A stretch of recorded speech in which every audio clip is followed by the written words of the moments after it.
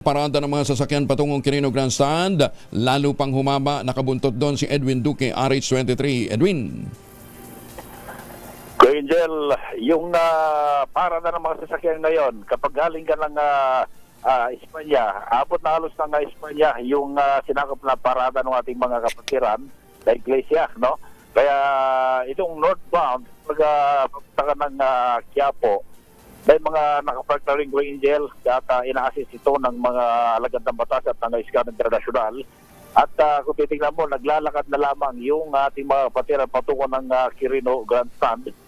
Pero makakadaan pa rin, may mga one lane pa rin na matadaanan, makakarating ka pa rin ng Rosa Boulevard. Kaya yung Calao ay sarado na yung Kuya Angel.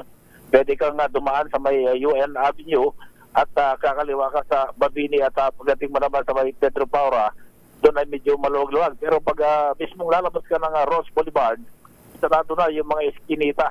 At marami pa rin naghahanap ng paradahan, kaya sila yung medyo nakakapamagal ng trapiko dahil ang ilan ay mga ngayon pa lang pumupunta. Dahil kagabi pa lang, Kuya Angel, yung mga gusto nga pumunta ng Quirino Grandstand ay mga nakapark na yan. Kaya kung ngayon na ba lang pumunta, mahirapan ka na maghanap ng paradahan.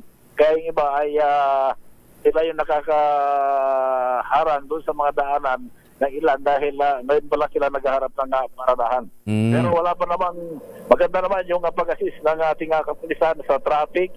Andyan ang HPG, DNP at katuwang dito ang Iskan International para mapanatili yung maayos na daloy ng trapiko.